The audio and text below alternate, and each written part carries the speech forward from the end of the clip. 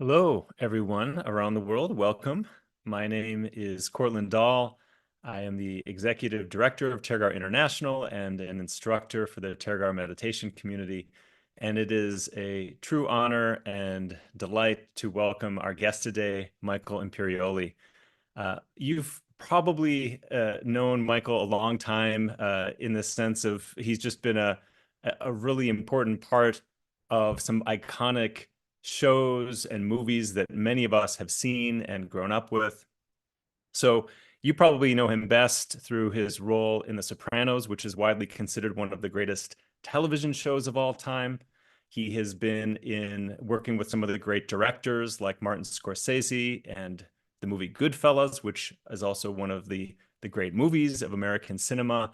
But I was completely blown away to learn a bunch of other things that he has done as well. He has written and produced a number of shows and movies, including even episodes of The Sopranos. He has his own band, Zopa, which I was very heartened to see that he's obviously a fan of Lou Reed and the Velvet Underground, which are some of my favorites, and has just been involved in so many of the most important television and movies of recent years. And most recently, you probably know him from The White Lotus, which is, again, one of the most acclaimed shows of most recent years. So, in many respects, Michael, who, if you want to come on now, Michael, has been part of our lives, been part of our collective consciousness for many years. But what you probably don't know is that actually he somehow in the midst of this found time to develop a very rich and deep practice of meditation and Buddhism, and has very much started teaching meditation and sharing these practices with others. So Michael, it's a great honor to have you with us. And I'm very, very excited just to hear a little bit about your journey. So maybe we could start at the beginning and just launch a little bit into what got you started with the practice of meditation. You know, you started acting, you got in the entertainment industry early, but what is it that really got you going with your inner journey in the practice of meditation? Well, first of all, thank you for having me, and I want to thank you for all your work and contributions to the Dharma and Turgar's great work in connecting to, connecting the world to Dharma. I came across Buddhism through reading Jack Kerouac when I was in my late teens, um, and it made me go. I went out and bought a copy of the Diamond Sutra at a bookstore. I still have that copy, actually. It's kind of managed to travel with me all these years, which is strange because I moved a gazillion times and to many places, but I still have that book. I could not penetrate that book at all when I read it. Mm. Um, but there was some kind of seed planted. And years later, when I got into Buddhism and I'd look back on some of Kerouac's writing, he had a very, very, very deep, intuitive, and both intuitive, heartfelt, and intellectual understanding of Dharma in a very profound way, especially if you read Scripture of the Golden Eternity, um, his book of poems that are based, that are Buddhist themes. Um, I think he was a very spiritual human being. It comes across in his writing, and um, that planted a seed, and it stayed with me because his work always stayed with me and still does. I read him, you know, every so often. But then I couldn't make heads or tails out of the Diamond Sutra as a 19-year-old. Mm. Um, and it was in my 30s, kind of during The Sopranos, and a bunch of stuff had happened. I'd started, working a lot and achieving a certain degree of success in my business that I had really dedicated pretty much my 20s and late teens to trying to do that, and got married and was having kids and had a very rich, satisfying life. Yet there really felt there was some kind of wisdom lacking, which I never really said before. I always felt there was something like, but I think ultimately it was wisdom, because even in in the arts you can meet a lot of really, really intelligent people and really smart people, and great intellects and great minds. But when I started getting a taste of Buddhism and meeting, being in the presence of some teachers, I really started to see what the difference was between wisdom and just intellectual knowledge. And um, I started seeking out a lot of different spiritual paths, some very strange ones, and I kind of always was attracted to the more mysterious and mystical elements of spirituality. Um, and some things really made big impressions on me. Like Krishnamurti was someone I read around that time when I was kind of searching, and I really liked a lot of the things he said. But then I'd finish his books and really didn't have a path. Mm, I had kind of an intellectual understanding of, oh, this makes a lot of sense.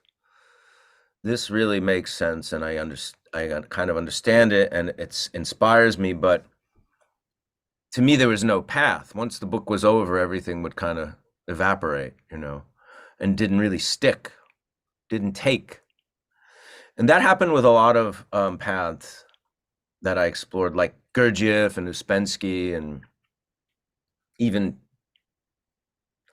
things like Christian Science, mm. Ernest Holmes, and things, even more mystical stuff like Castaneda, or some kind of even occult things that I found somewhat interesting. But my wife and I stumbled into a Buddhist center, which was a few blocks from our house in downtown New York, where a lama named Gelik Rinpoche was teaching. Mm.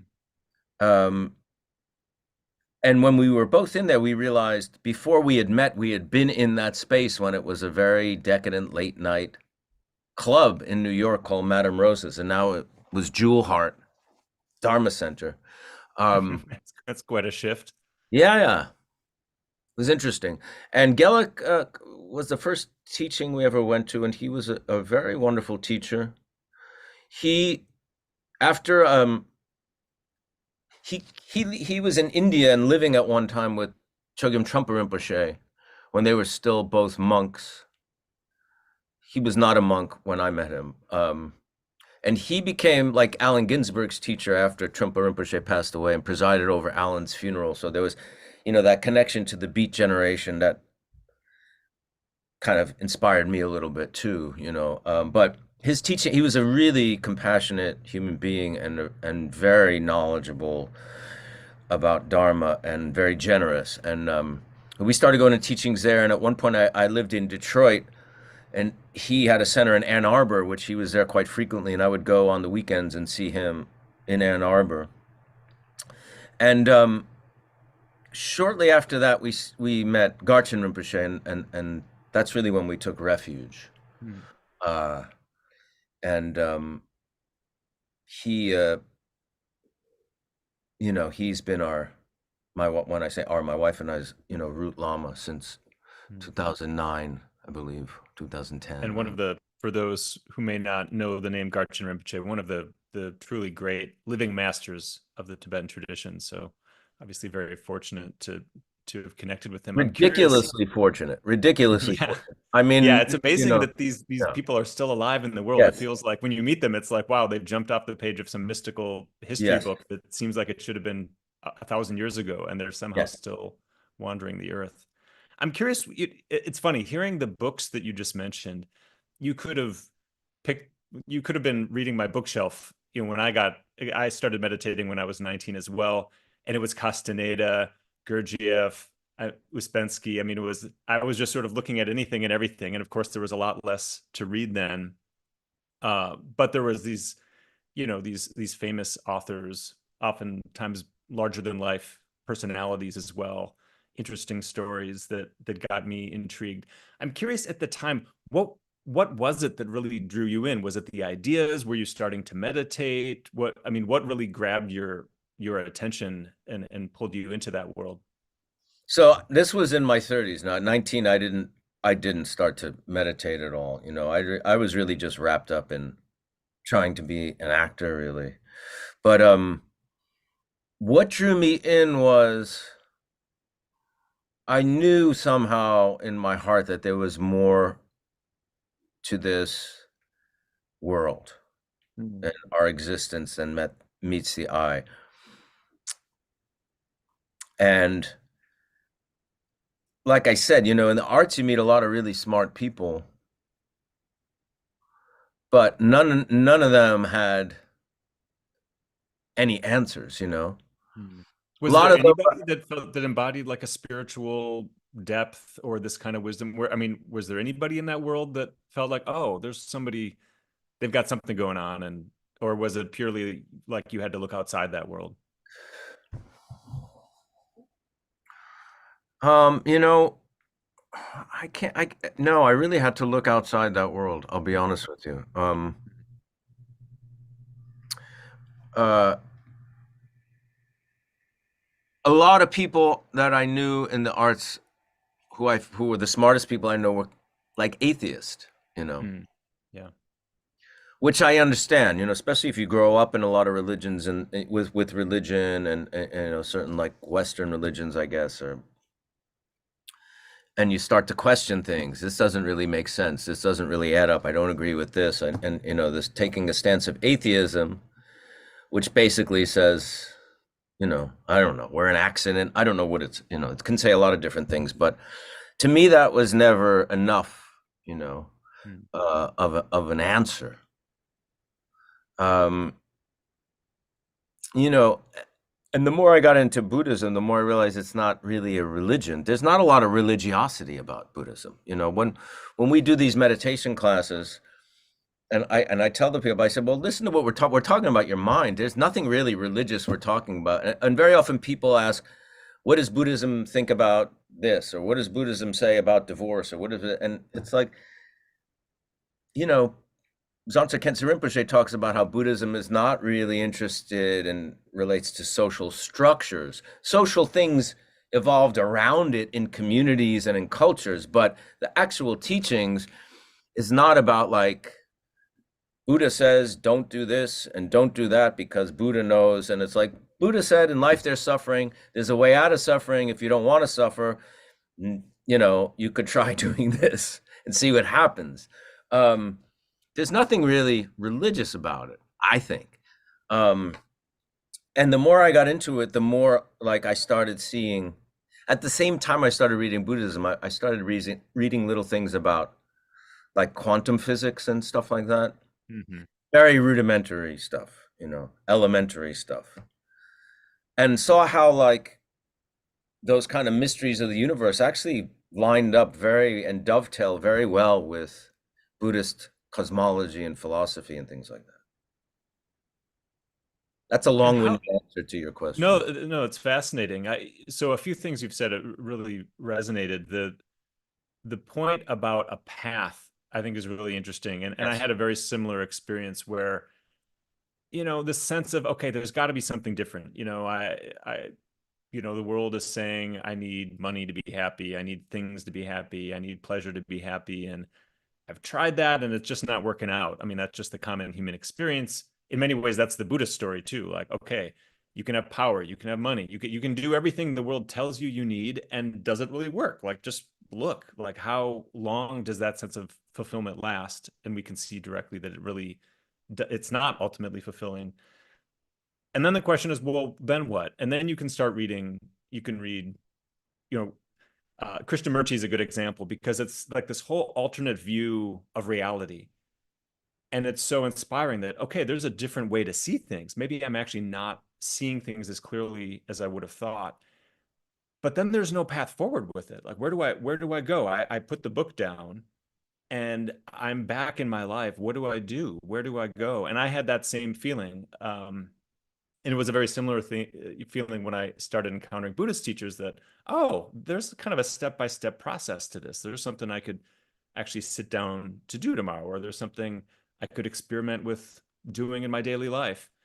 So that idea of path, I think, is a compelling one that is oftentimes missing in daily life. When did it really feel to you like you had found the thing for you? Was it when you met was it Jewel Hart and Gaelic Rinpoche? Was that when you really felt like, yeah, this is the thing for me, and you're on it now and you're practicing?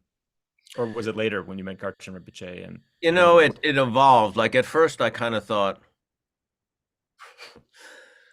I'll become a Buddhist, and then everything will be okay. I didn't really like the idea of having to do any work. I thought I'd become a Buddhist, go to teachings once in a while, and everything would fall into place. And then after, Mingyur Rinpoche often says, I like the idea of meditation, but not the practice of meditation. It's kind of a yeah, yeah, yeah, exactly. it's And not easy. It's not always it's easy. not easy. And then after I took refuge and I was given some instructions, which were basically, preliminary non-drill kind of instructions. I was like, well, you can start with doing this 20 minutes a day. I'm like, 20 minutes a day? You out of your mind? You mean I have to wake up and do this for 20 minutes before I start? At the time, I was very like sleep till 11, roll out of bed and start my day. We were very late night people, my wife and I. And had you been experimenting with meditation in the earlier years, or were you Oh, more reading books and just kind of exploring the ideas of it? yeah. Once in a while, we went to some weird, not Buddhist, like color meditation at some book, new age bookstore, like chakra meditation, stuff like that was very, I don't know, maybe it's good stuff. It didn't really penetrate me at all, but no, not really. Although I had a feeling that it was a good thing to do, but I was a very undisciplined kind of person. Like I said, the idea of putting 20 minutes in seemed impossible. But I started to do it. Um, And what was that like? What were your early experiences like? you really have Was to. it as hard as you thought? Was it what? Was it as hard as you thought? Yeah, it was hard, but it was there was a relief about having a path. Hmm. Like you were saying, there was it's like if you have faith in these teachings, and especially in your Lama, in the West, there's tricky things when you're talking about guru and Lama. Guru can have very negative, sometimes comical connotations, and the West is very suspicious about, the worship of the guru and, giving up power and giving up control. And, in Tibetan Buddhism, I mean, if you're talking about Vajrayana Buddhism, the Lama is the path. You know what I mean? That's a whole other conversation. But like devotion to the guru it's not this blind devotion, it's a thing about trust and seeing your own inner Buddha and Buddha nature through your teacher. But like you were saying, I was very fortunate to be with teachers who inspired a lot of devotion because of the example that they were, who they were in the world, watching who they are well, with Rinpoche, watching who he is and how he behaves on a consistent basis and being inspired by that and saying, well, this is real. This is possible. This is not just talk. This is not just theoretical. This is not just a book. This is a person who's made realizations. And by realizations, I don't mean, intellectual understanding. I mean, someone who's lived it, you know. And for that, I'm really grateful. And that inspiration is very, I mean, I don't know if I'd be talking to you today if I didn't have that. Hmm. So you dove into the deep end. These days there's a million apps. There's so many ways where you can learn mindful breathing, right? And it's like it's a beautiful and wonderful piece, but it's one piece of this very, very rich tapestry of practices and principles and so on. You kind of went the opposite direction. It sounds like you didn't have this, what probably so many people today do have, where you have this gradual entry and it's very Yeah. accessible, and really went into the depth of the more traditional side of things. What do you think is different? I don't want to say missing, because there's something to having just a simple step-by-step approach, but there is something that is there in the fullness of these traditions that can make them inaccessible in some ways, but also there's so much depth and richness that we can miss out on if it's just like, for me, I just started meditating with my breath in a very simple way when I started to bring in the idea of compassion, that this maybe is bigger than me and my own personal needs, or the idea of Buddha nature, which is, an esoteric sounding idea, but is just a radically different way of viewing myself. Mm, So I'm curious how that was for you, because you just went into the deep end. You kind of went day one. You were like yeah. there, it sounds like, in the more traditional side of things. Yeah, we did, and one fortunate thing was my wife and I did it together. My wife's a very smart and intuitive person who kind of had very strong intuitive connections, I guess, to Buddhist teachings and was able to really understand what we were being given in a way that I didn't.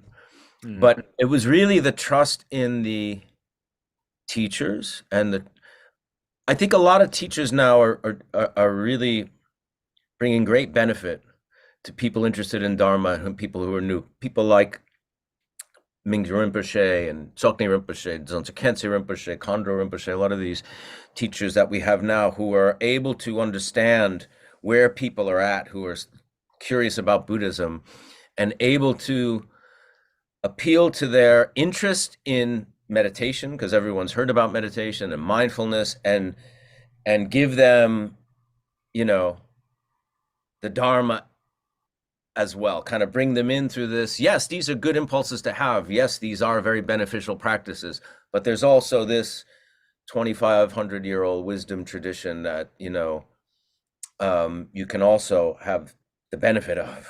mm, And we can do this and bring this together. In the classes that we teach meditation and we'll talk about our experiences in Dharma, but we always encourage everyone who attends to find authentic teachers from authentic lineages. We have lists of them on the website because that's really like you said, this is a living wisdom tradition that's so old, that's still here. These lineages have remained intact and they're available to us now.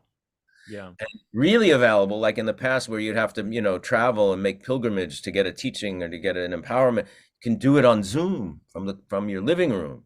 Yeah, people literally would risk their lives. I mean, the stories you Absolutely. hear about people crossing over mountains, and I Right. mean, For it's the fact transmission. that, Yeah, yeah. absolutely. So so this question of encountering these living lineages is an interesting one, because I think for a lot of people, especially in this world of meditation apps where it's so accessible, it's so right in your hand, and people have spent so much time making it accessible, thinking through, okay, what's for somebody who's got a busy life and, a family, career, and so on, like, how do you just make this simple and easy for somebody to get started? And there's a lot of wonderful things out there that are a great first step. I think a lot of times what is missing is the next step. It's like, okay, I read a few books, I did that meditation app, and I could sense there was something here, but where do I go? Like, what? And then you have these living lineages and traditions, but there's a rare group of people that is probably just ready for this very traditional thing. But there's a lot of people, and this was my experience actually. I read John Kabat-Zinn. I read some of the early books on mindfulness, totally resonated with me. And then I was like, oh, what's this traditional thing about? And I read a book by the Dalai Lama. And I'm embarrassed to say this because it's the Dalai Lama, and I don't want to, it's like weird that I had this aversive reaction to the Dalai Lama, but it was too traditional for me at the time. It was like I was not ready for what he was talking about. It was not the accessible Dalai Lama. It was like the ultra scholarly Dalai Yeah. Lama that I read.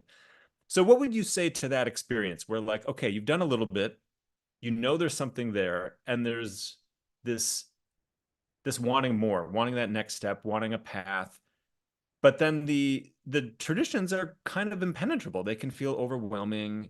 It can feel exotic, not in a good way. Like, okay, this is not my culture. This is not, but yet there's still something there. So what would you say to somebody who's having that reaction? Like, there's something here, but I don't know if this is for me. This is a little too much. Well, that's where like the list of teachers that we put out is there because like the teachers I was just mentioning make it very accessible.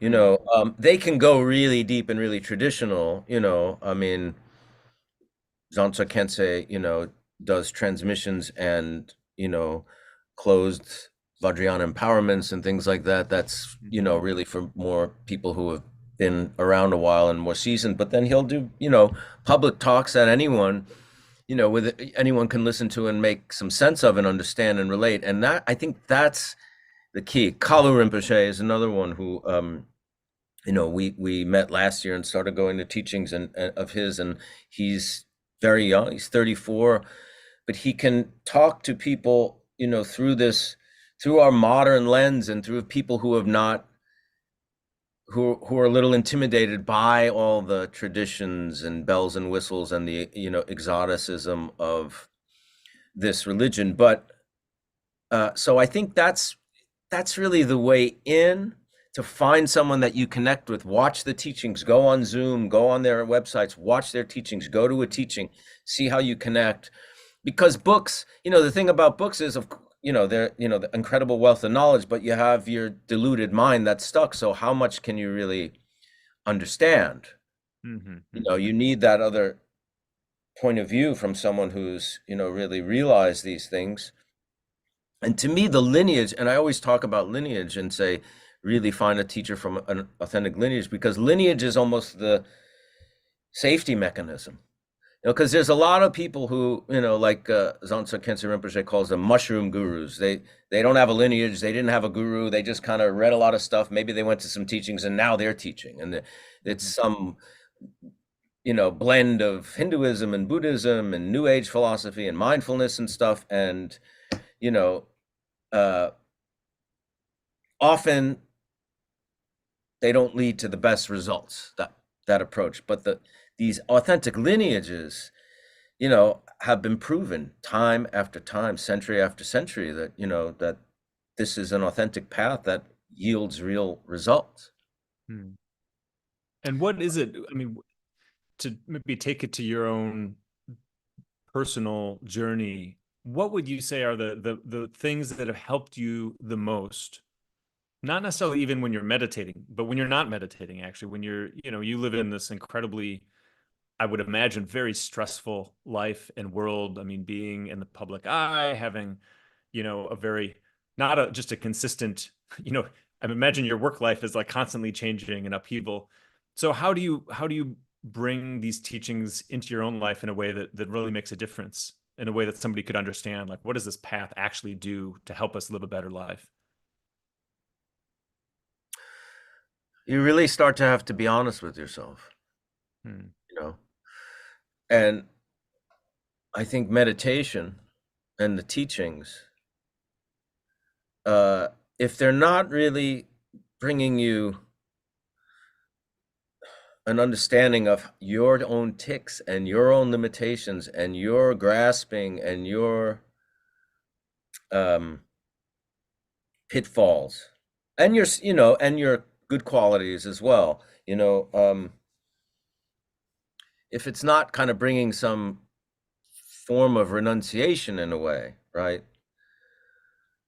Realizing that, like, samsara is this wheel, especially when, the field that I'm in is very competitive and very much about success and outer appearances. And I'm as caught up in that as anyone, even doing this today, right?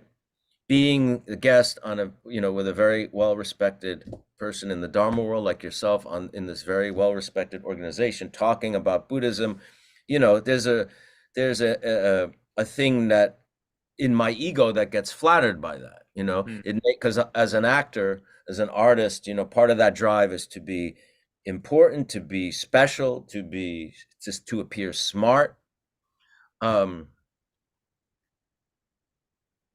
So this, even like teaching a meditation class, there's a flip side where that's another feather in your cap. That's, I don't just write screenplays. I also teach meditation. These things are very real and very serious. And the practice, the teachings and meditation and stuff, I think really has to start to open you up to yourself, to really look at what's going on. What are you doing? How do you see yourself? How do you see a relationship to the world?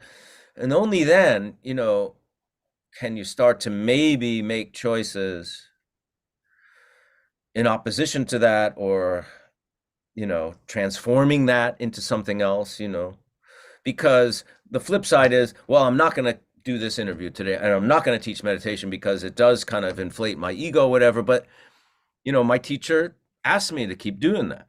Garchen Hmm. Rinpoche, and when your lama asks you to do something, especially in the Vajrayana tradition, right? Yeah. You have a responsibility to that, and it is his encouragement that that we should continue this, and that it's a good thing, and actually giving us specific things that we should talk about and not talk about.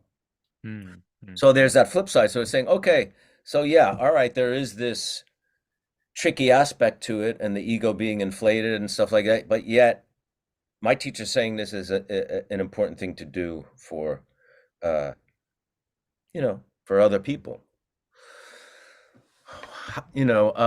That starting to have some kind of honest look on a regular basis is when things, I think, can change, mm. you know. Um, and the fact that Garchen Rinpoche is of the Drikankagyu lineage, which really kind of traces itself back to Tilopa, The fact that I can trace my teachers back to someone like Tilopa gives me great confidence when I sit down to practice. And just for those who may not know who Talopa is, could you give a, a super? Tilopa is a Mahasiddha, was a guru, a tantric practitioner, hidden yogi, basically, who was a realized being who um, taught someone named Naropa, who was a very educated kind of intellectual, from the Buddhist university, and who realized something was missing, uh, needed some more kind of, he had like an outer understanding, but the inner understanding, he needed something different. He sought out this yogi, um, and Naropa taught Marpa, who taught Milarepa. Then it moved into Tibet, this lineage. But Talopa was a yogi who was, I guess you'd say he's a mystic, but our lineage, kind of considers Tilopa the beginning of it. Well, I guess Vajradhara, but that's a different story. But Tilopa. So when I Yeah. sit and practice and I think about there's a tanka in the shrine room of Tilopa, and feeling that there's been an oral continuity from this Yeah. person. What Tilopa was 1,000 years ago, maybe more. Yeah. Yeah. Yeah. I mean, the teachings literally passed down from teacher to student. Yes, that's And there's great, something great actually in your, confidence. it reminds me because there's something in your story too that is actually the story of Tilopa and Naropa. Like the Naropa, it's interesting. I mean, these are these great masters of the tradition historically. And Naropa, if you were to translate that into today's terms, it would be like he would be the most well-known and respected professor at Harvard or something. Like he was at Right. this one of the most famous institutions of Buddhist learning really in history, and that it was at kind of the peak of that. And he was the top dog. He was the most respected teacher. And imagine if you had And a somebody like monk that. too, right? Yeah, and a monk. So he's like a superstar in the Buddhist world, like a superstar scholar and monk, universally respected, universally known. And at a certain point, he realizes that actually he doesn't really know what he's talking about. I Right. mean, imagine if you imagine a Harvard professor having that same realization. It's almost unthinkable. And he leaves, right? And then he meets Tilopa, who's this eccentric yogi living Not a on the monk. street, like yeah, who's not a monk, who's not known. Nobody knows who this like people to outward appearances. He's just somebody living on the street, doesn't have the respect or renown. And but I mean, that alone is kind of an amazing story. But it Right. reminds me, even in some respects, of the journey we all go through, of what you just shared as well in your career, where you kind of do everything by the book. And here he's even doing that. Naropa's doing that by the spiritual book. On a He's done, huge, on the yeah, I'm highest. like a, Yeah. yeah, exactly, at the highest level. But still, there's something that hadn't quite Yeah.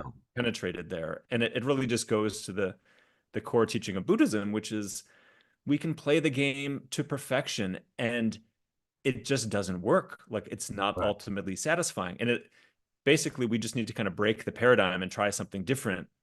And then we start to see ourselves differently. So I'm curious, a theme that you're bringing up in different words is really the idea of wisdom. It shifts how we see ourselves. It shifts how we look at ourselves.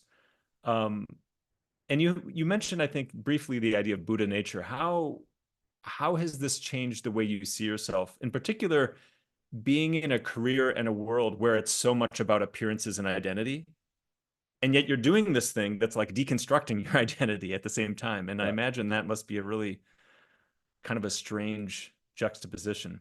It's a strange juxtaposition, and it's I fail at it all the time, to be honest. But And we all do. I mean, that's the yeah, path. But but I think rather than how I see myself, it's kind of helped me, really how I see others.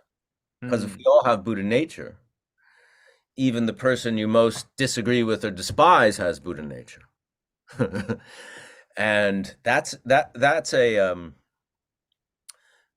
a big trip. I mean, the other thing that we haven't talked about, I mean, wisdom, wisdom and compassion are you know, extricably linked, right? But the concept of this word I think is maybe one of the worst translations and has done a real and kind of really, I think, prevented Buddhism from fully flourishing in the West. The word emptiness, which I think is just hmm, a terrible, emptiness, and which is a translation of shunyata. We use the word karma, which is a Sanskrit word. We don't say action because that wouldn't yeah, really make any sense. But the word emptiness is just, I think, just a complete disservice to the vastness and the wisdom that the concept of shunyata, which is one of the main yeah. aspects of Buddhist of view of So how Buddhism. would you describe that? I mean, especially, probably a lot of the people listening maybe have heard that term or maybe not even heard about it. But Right. why is it so important? And what would you say about it? How would you unpack that? Because it's true, the word emptiness, you just hear that like, okay, that does not sound like something I want to No. strive for in my life. Obviously, And it's that's basically describing what it not is, what yeah, it is not, right? yeah, yeah. The concept of shunyata is basically really saying that these little holes that we perceive the world and the universe from is a complete distortion and not at all, very, very, very, very slightly resembling what is really going on. And that the fact that there is no separated self from other beings, there is no separation of self and from the rest of reality. I Mm, mean, that the word emptiness doesn't come close to, you mm, know, giving an aroma of that, you mm, know. Because when you're talking about Buddhism and these big concepts that people really kind of really get affected by when they hear about Buddhism, karma, reincarnation's a big one, right? yeah, yeah, You can't really talk about those things if you don't talk about shunyata, because then karma becomes, very like Abrahamic religions, crime and punishment or sin and whatever, and yeah. and So and true. the retribution, and it's so much more gigantically bigger than that. And then reincarnation, where people get really stuck on, really smart people who are attracted to Buddhism, like, I like this, I like this. Reincarnation, I don't buy. It's like, well, but you can't separate rebirth from the fact that what's getting reborn if there's no Hmm. self, which is where shunyata comes in. And, you know, I think those concepts, and without that, right, without dependent arising and the real understanding of impermanence and shunyata, these other concepts are really only, they get misunderstood, I think. Yeah, that's so true. I mean, I like to think about it as when I think about my life as a meditator and how I bring this, not necessarily even perspective, but just this way of experiencing yourself in the world into everyday life. At the beginning, it's like we live in the world through our beliefs and concepts, so much so that we don't even realize it. Like I started meditating, and what brought me to meditation and Buddhism was anxiety. Like I just had a ton of anxiety, and I just had this idea, I'm an anxious person. This is who I am. And we all have we have our personal history, our memory, our roles, all this stuff. But it's kind of solid, right? It's like we experience ourselves and others as just these solid constructed entities. But then you look and you start to see, oh, it's so much more complex. It's changing all the time. It's much more complex and rich and nuanced than my beliefs would indicate. And so where before there was solidity, now it's like fluidity and change. But then you Yes. can go even deeper than that. If you really look at that and you keep exploring that, you start to see that actually there's just this kind of fundamental openness. It's just like Yeah. the open Openness. inner Yes. space of experience within which all of that's happening. All that stuff is still happening. The seeming solidity, the movement and change. Right. But then there's just this openness. And when you experience that and you see, oh, at my core, I'm not like these memories, this constructed identity. It's just this vast feeling of openness. Like that's a profound shift. And then you can, like you're saying, you can see others that way. You can see the world that way. It's like, yes, we Yes. have thoughts and memories, but we're so much more than that. We just don't see it. We don't learn how to see it. But it's true. Emptiness gets at like almost, it conjures up like a sense of like it's meaningless or it's, Nihilism. yeah, Yeah. like a nihilistic, which Which is obviously wrong is, view in yeah, it's the Buddhism. opposite. It's the opposite of what that means in many ways. But And quantum physics and science kind of leans into all that stuff by saying we see solidity, but it's like it's like fields of energy yeah. ultimately. What does that really mean? And the separate, the idea that mind is not brain. Brain is kind of maybe the antenna that kind of, somehow is in touch with mind, but mind and the brain are two extremely different things. Um, you know,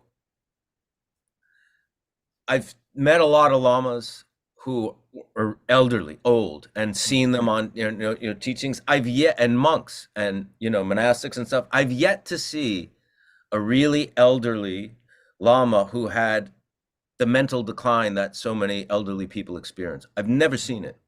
mm, mm. Physically, yeah, the vessel's going to go. This is going to, I mean, it's, no one's going to, this body's not going to live forever. It's temporary. You see, they have physical ailments, but the mental activity, the mental acumen, the openness and stuff, it just gets more and more profound and wise. I've yet to see like, dementia, Alzheimer's, evidence of those things in any, I mean, that's my own personal experience.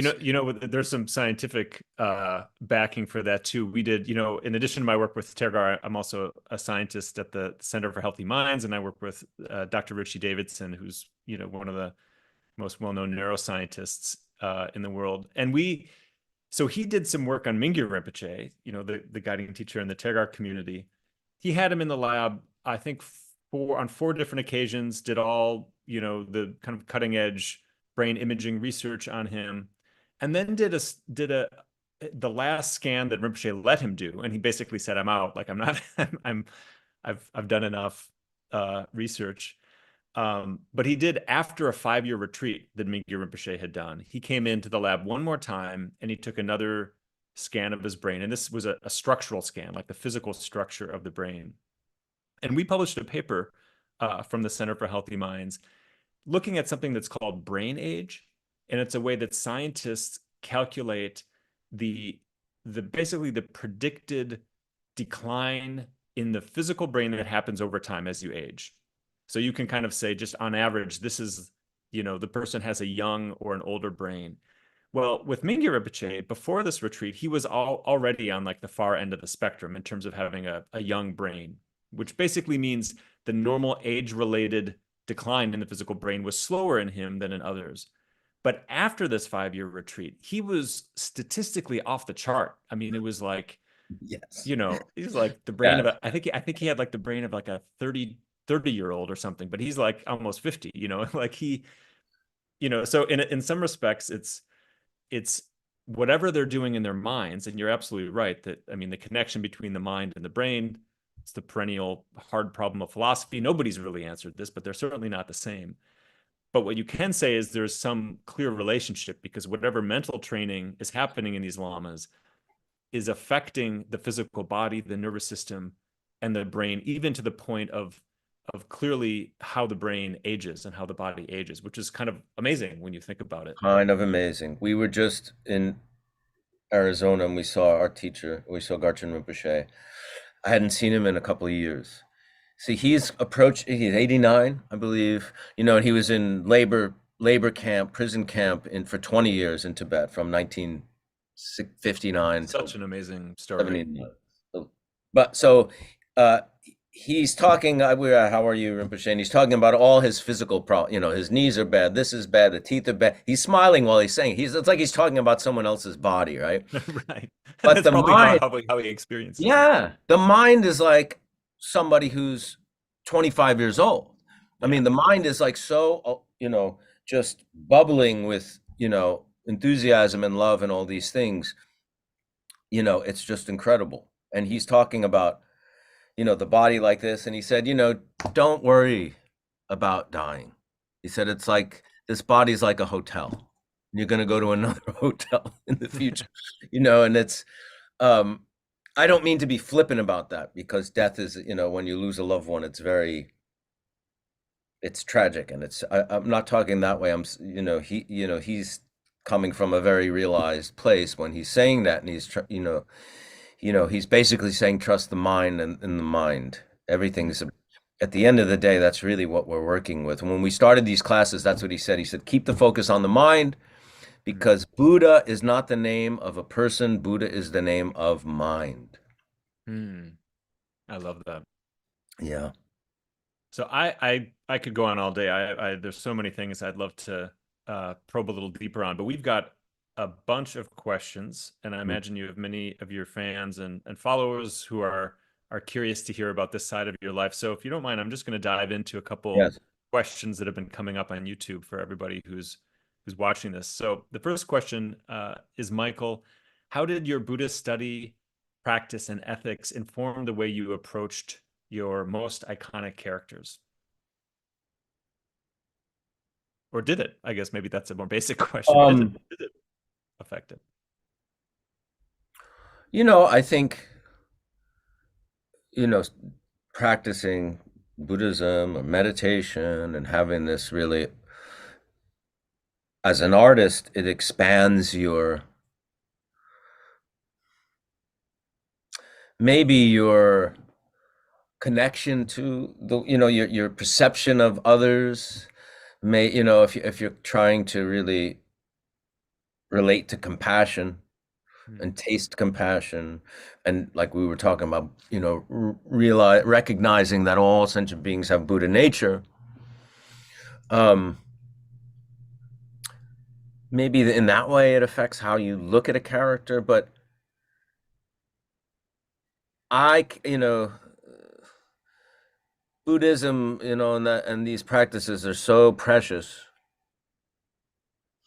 Their importance far exceeds playing a character, but I do think this kind of practices can make you more present as a human being, Hmm.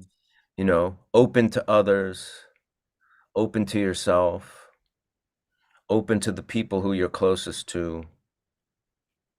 um and naturally that would affect your work if you're an artist that uses themselves in their work.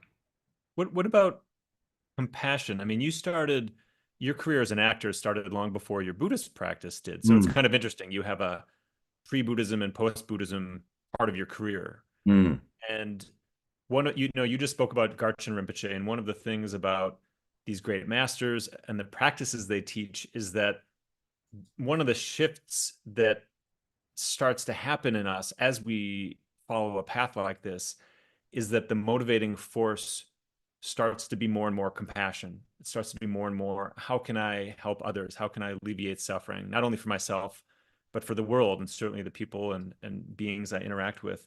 I'm curious, has that crept at all into your work? Like, does compassion, yeah, I mean, has that changed your motive? Even if you're doing the same work, like even if the yeah, movies, the shows, but does compassion come in either how you do it or the motivation to do it? Has that made an it's impact? interesting that you say motivation because Rinpoche said very recently, Garchen Rinpoche said, the difference between samsara and nirvana is motivation. Hmm. Are you motivated by, self-serving actions and thoughts of body, speech, and, actions of body, speech, and mind, or is your motivation for the benefit of, other beings or all sentient beings or something like that. What that I heard that I'd never heard that before put That's so beautiful. Yeah. clearly. Um, it's definitely made my experience of work a little bit different. Hmm. So, working on a film, or I did a Broadway play recently, is a very intense experience, collaborative experience, film, television, theater, very collaborative. You're not just alone with your computer or with your canvas or something like that. You're working with a lot of people. And I think um, it's made those experiences a lot richer for me, Hmm. bringing that point of view a little bit into those relationships has made.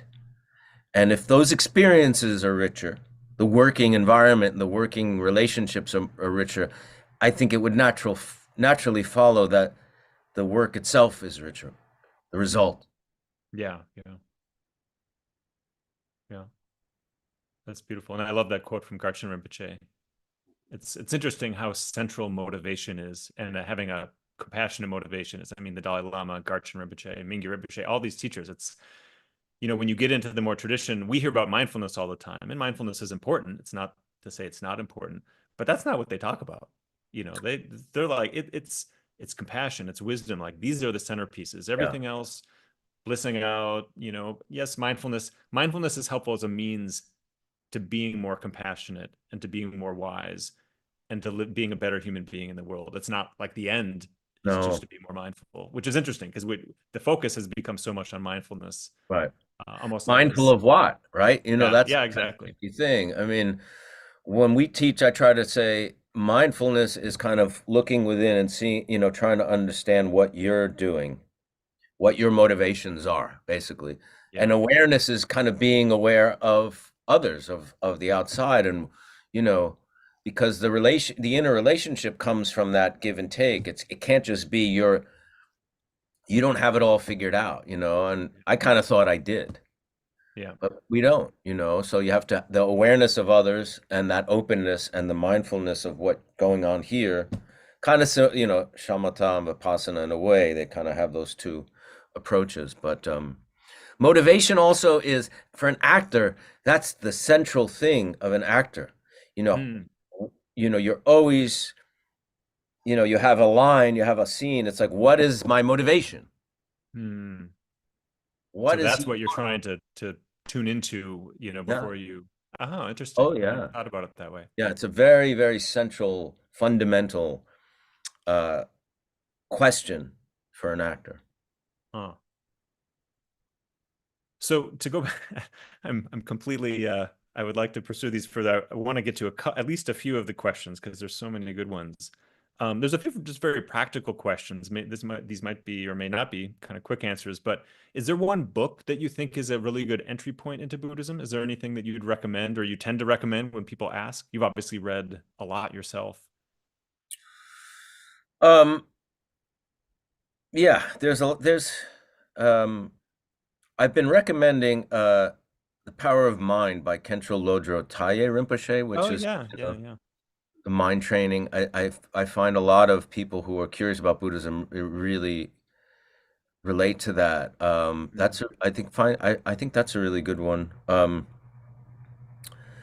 Uh, that's the Zansa Khyentse Rinpoche's book, What Makes You Not a Buddhist, I think is a really interesting one for Yeah, people. Uh, the Dalai Lama, Art of Happiness, is a really good yeah. That's a good starting point. entry level book. Um, And besides reading, actually, there's another question that's a good complement to this one from Donna, who asked, what and how is the best way to ease into meditation? So for somebody who just wants to yeah. dip their toe in the water. Well, get instruction. It's really important to get instruction for meditation, and that's critical. From I mean, if you're interested in Buddhism, then try to get instructions through the Buddhist, from a Buddhist point of view. Uh, Start with really short sessions, Hmm. and I hear that from all the teachers all the Yeah. time. Short Really times, short many sessions. times. Yeah, maybe but you're do it just as well. consistently. Yeah, yeah, Work it into your routine, like your morning routine.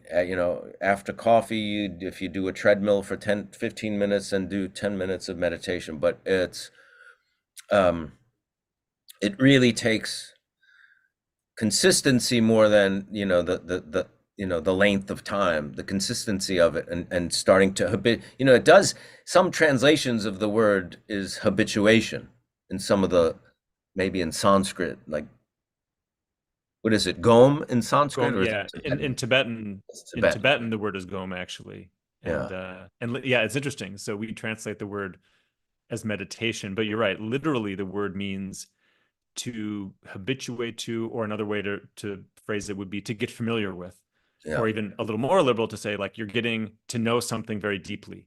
So like when you habituate to something, it's right, it's like this deep, deep intimacy and familiarity in this right. case, but with your own mind. So it's a very different way of thinking about meditation than we're probably used to thinking about it when we hear Yes, the word.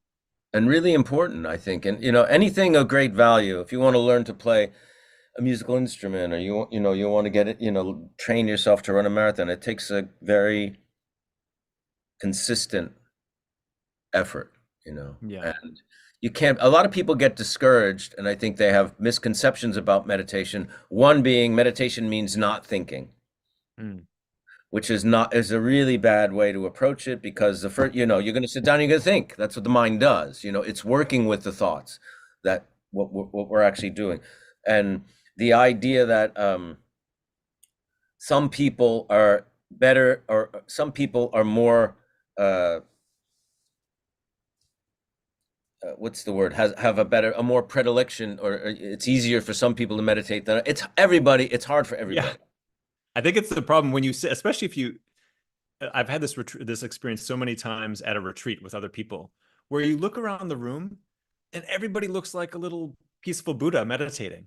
If like physically everybody's just sitting there and maybe somebody moves a little bit, but it's the inside experience. And then we think, wow, my mind is just totally all over the place. I'm so distracted. Everybody else is so they're just zenned out in their peaceful little worlds. But actually everybody is having that same experience. Everybody's mind is Everyone. distracted. And this is not even a new thing. We think even I mean, I think we are more distracted, and there's some science showing that we are more distracted.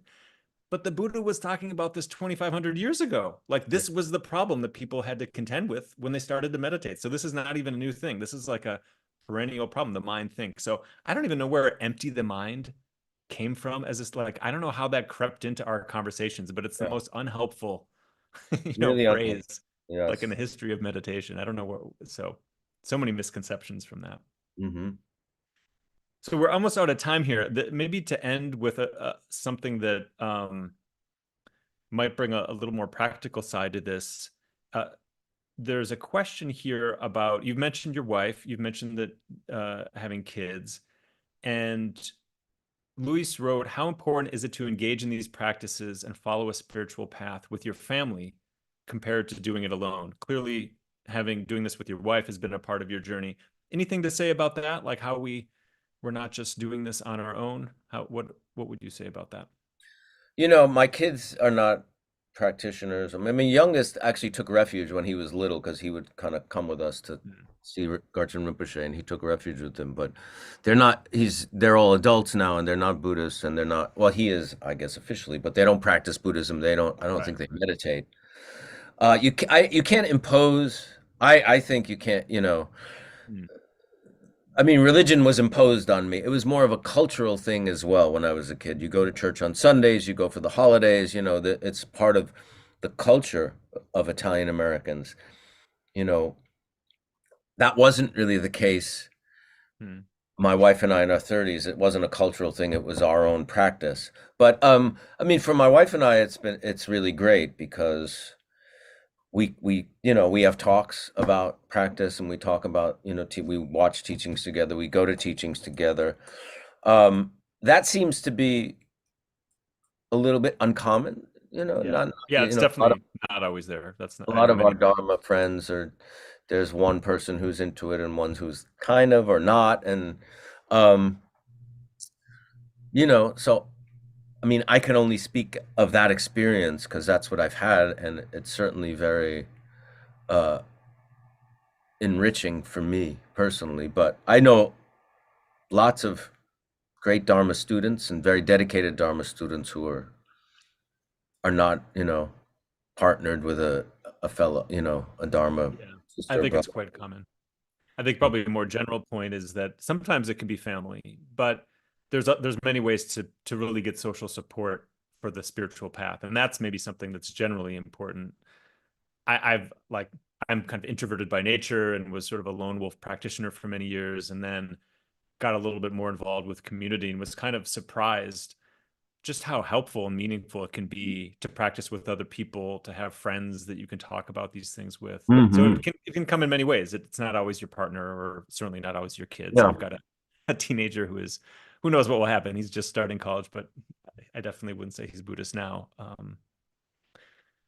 Well, this has been such a fascinating conversation. Is there anything you want to share just as a final thought or anything that you think might be helpful? I think a lot of people, my guess is a lot of people listening are they're sort of at that cusp that we talked about where you're okay, this is interesting. I'd like to learn more about this and I'm not sure where to go and how to find that path. How do I know it's for me? Anything you would say that might help somebody on their journey? I think anyone who's if any of what we're talking about really inspires you or you have interest in speaking from personal experience, this is a path that has a lot of benefit and a lot of heart. Like we said, it's a living wisdom tradition that's still with us, you know, 2,500 years later. Um, you are getting teaching, there are ways and means of getting teachings that have been handed down from teacher to student for teacher to student for a long time. Hmm. It's not just, there's a lot of people who kind of publish books and do teachings that are a little mishmash of psychology and a little Buddhist flavor and a little Hindu flavor and this or that. And, that might be fine for a lot of people, but the idea of this wisdom tradition that has survived is, you know, go to the source. That's the source. And, there's great like publishers like Shambhala Publications and Wisdom Publications who are putting out, great works from great teachers all the time.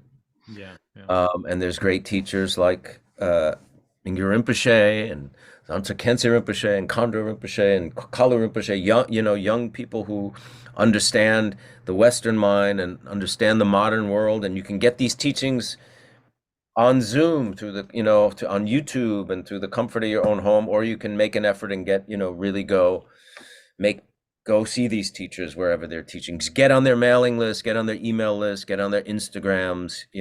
It's there and available if you want yeah. it. It's amazing that these teachings are alive and it takes a Yeah. little more work. It's not always as accessible, but it's amazing that they're accessible enough, and have the depth and richness. And it's funny because it sounds like we actually scripted this when actually we did not at all script this, but I wanted to share just a few things about the joy of living, which is the path that Mingyur Rinpoche, who you've mentioned a number of times, has created, kind of the getting started, like what is that path? So it kind of fits perfectly, although we didn't intentionally do this, it kind of fits perfectly. So the joy of living is really just that. It's that path of awareness, compassion, and wisdom coming out of this ancient lineage, that Michael, you and I have been talking about here, in really a step-by-step accessible way, and really designed for people who are open to the depth of these wisdom traditions, not necessarily in a religious format. I mean, it's very much like you said, Michael, it's just working with the mind. How do we tap into these innate capacities we all have, but we don't always learn to see them clearly, much less nurture them. So the joy of living is a path that many of us have already traveled very deeply. You can see some of these quotes. In fact, one of the things I always do to motivate myself is I'll go onto YouTube or a place where we've posted videos, and there's just the most meaningful uh, things that people share about how these teachings can change our lives. Michael, we've obviously heard from you how it's changed your life. I certainly know it's changed my life. So if we could go to the next slide, there's a lot of the pieces of the path that we've been talking about here. It's not only kind of just having the clarity of where does this go? What are the practices I need to do? Learning them in a step-by-step way, but also the support of communities. So having people you can be learning from and talking to. As you can see, we have amazing guides from all over the world and ways just to connect with the global community of meditators. And we've really been updating our approach to doing this. So we've just kind of redesigned the whole platform, really just to make it work better, so we can do this in the midst of our daily lives. And so if anybody wants to get started, we have kind of a trial, you can just get started. We're a nonprofit community. Nobody's doing this to get rich. So it's really just how to make this sustainable in the modern world. And I would highly recommend, as somebody who meditated for about 10 years before I encountered these teachings, and I can just say, I thought I knew what I was doing in my meditation practice. And when I started to learn some of the different ways meditation is presented, as Michael's been talking about, just completely changed not only my meditation practice, but really the whole way I was even living my life. And if I had to summarize that, I would say it was the the adversarial relationship with my own mind started to come to an end. This kind of like push pull where I was just kind of battling with my own mind and emotions. It was just like, oh, there's a different way to do this that's more about opening up and exploring versus trying to control and get somewhere in meditation or in life. Um, so I'll leave it there, but just to say this is, like Michael said, I would totally agree. There's many amazing teachers and teachings out there. This is one to explore. But I just want to end on a note of gratitude, Michael. It's so inspiring to hear, how you've brought these teachings into your life, how you're sharing them with others. I just want to thank everybody behind the scenes who's been helping with this as well. We've got Franca and Gustavo and Luis and Masha and a whole team of people who are kind of behind the scenes helping to make this possible. But Michael, thank you for taking the time. It's just really inspiring to hear about your own journey and that you're making part not only in your own life for this, but to share these teachings to teach others to meditate. So thank you so much. Thank you so much for having me, and thank you to the Tergar and Rinpoche for, you know, making these so available and inspiring so many people. It's tremendous. And thank you, Cortland. I appreciate it. Yeah, yeah, absolutely. All right, everyone. Well, thank you for taking time out of your busy day. It's the weekend, and I'm sure you all have great things to do. So it means a lot to us that you took time out of your life to spend some time with us. So look forward to staying connected. And again, thank you, Michael, and thank Thank you, you. everyone else. Take care. Take care.